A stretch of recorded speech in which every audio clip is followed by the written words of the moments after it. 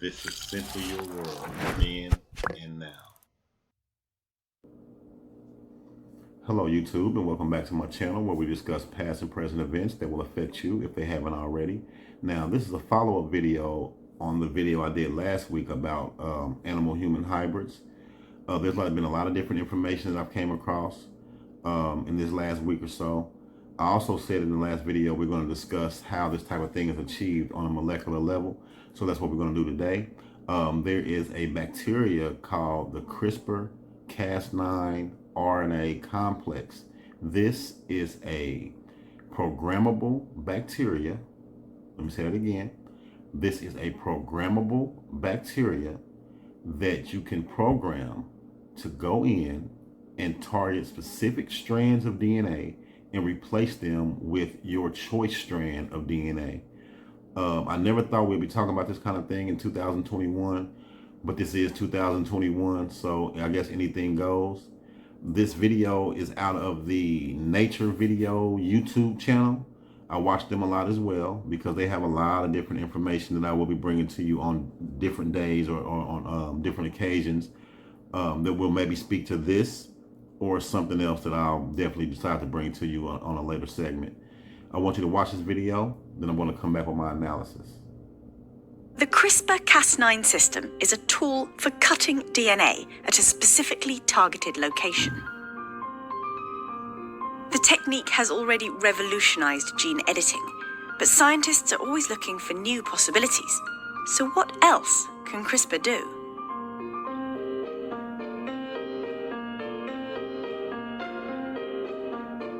Since being discovered in a bacterial immune system, CRISPR-Cas9 has been adapted into a powerful tool for genomic research.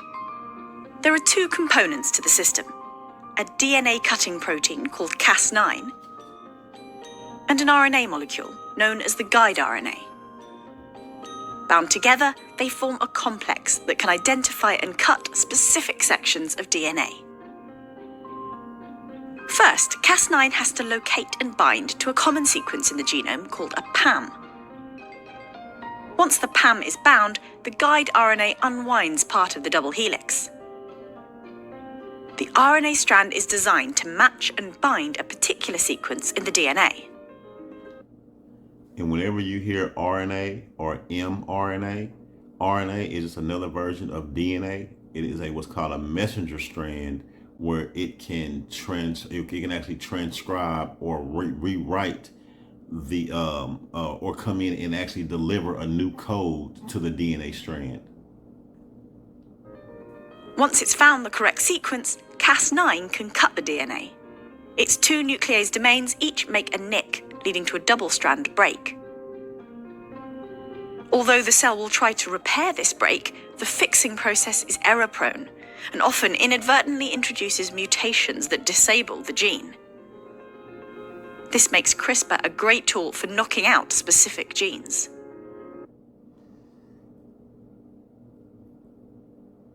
I wanted to pop in real quick because I want to read something to you about this specific part of the video.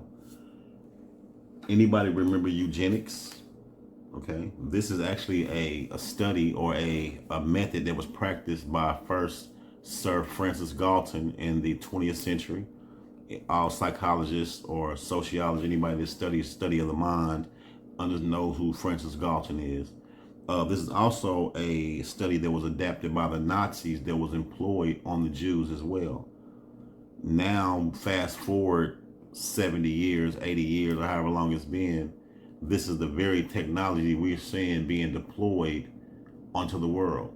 So I just want to point that out.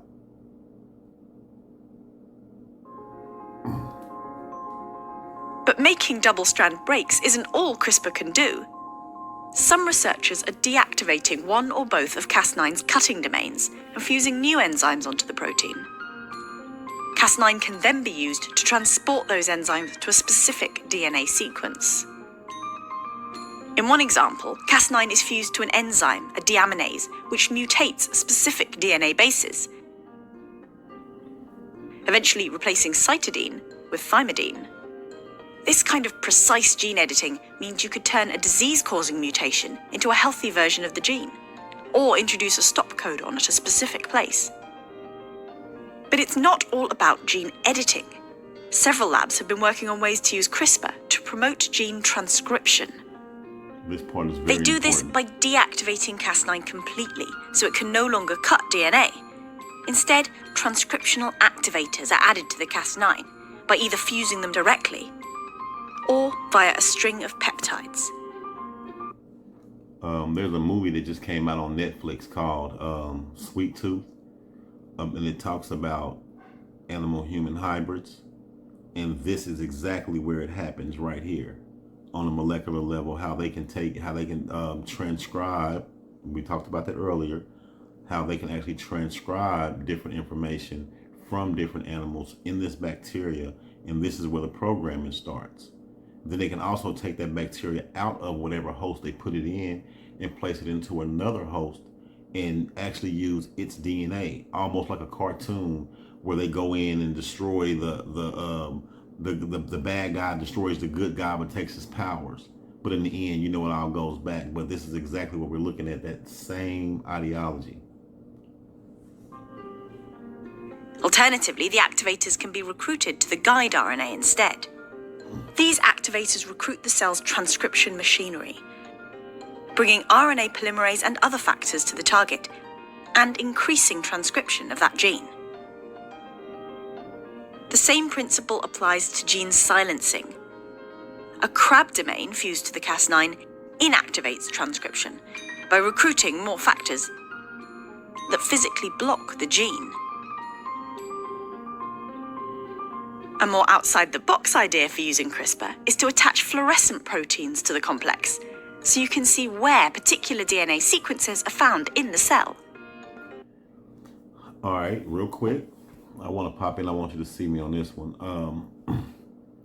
This fluorescent gene goes directly back to the first video I did about the genetically modified mosquitoes, how they will actually have a fluorescent gene inside of them as well, so they can be tracked. Just going to show you how deep and how programmable this thing is.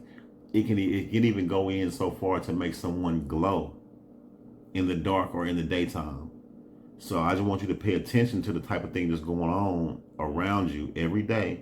This study's been going well. The CRISPR-Cas9 RNA complex has been out and discovered since 2012. This is 2021, so we're definitely behind the 8 ball on this one. This could be useful for things like visualizing the 3D architecture of the genome, or to paint an entire chromosome and follow its position in the nucleus. CRISPR has already changed the face of research, but these new ideas show that what's been achieved so far could just be the tip of the iceberg when it comes to CRISPR's potential. Whatever comes next, it seems the CRISPR revolution is far from over.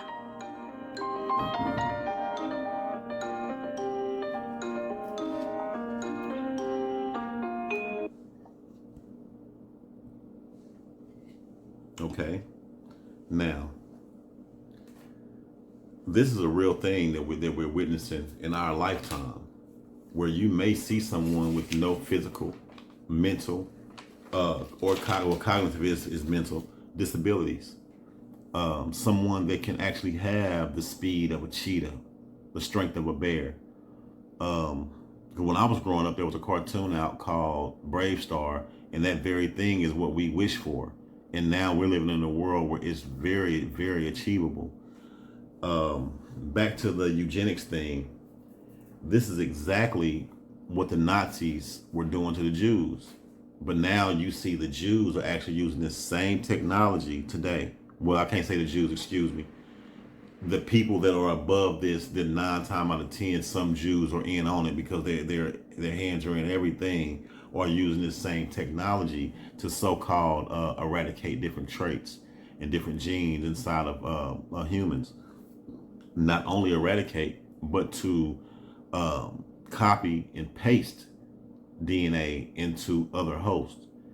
To me, this is a scary thing. It could be a good thing. Like I said, I'm gonna try my best to speak to both sides of the argument, because on one hand, you can be saying, look at all the the detriment, and look at how they are, like I said, trying to play God in my last video, going and editing DNA, things that or you never thought would be able to be edited. Now they're able to be copied and pasted just like you're using your computer, you know. But could it be a good thing? What if someone did have a trait of sickle cell in their family, and this is the type of technology they could use to eradicate that? Diabetes, cancer, glaucoma, Alzheimer's, and you know, it runs the gamut. So I guess maybe it could be a good thing as well.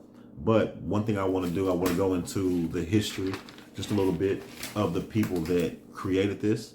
Like I said, it was introduced in 2012 from a lady named Jennifer Doudna.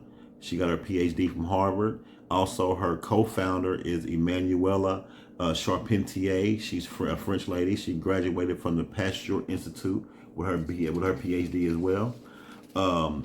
CRISPR, C-R-I-S-P-R, stands for Clustered Regularly Interspaced Short Palindromic Repeats. I'm not going to give you too much information on this. I'm going to give you just enough information on this so you can definitely research it. Talk to your friends about it. Talk to your family about it, because this is not the kind of thing that should just go over our heads.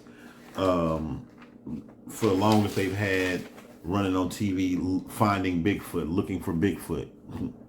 We might be seeing a Bigfoot around here. I said this is my last video, and I say it again, and I'll say it again. The possibilities are endless when it comes to the science that these certain people have come up with. The certain hands, you never know whose hands it can get. It can be used for good, it can be used for bad, just like Lord of the Rings. So share this message, please. Like, subscribe, and always remember, this is simply your world, then and now. Thanks for watching.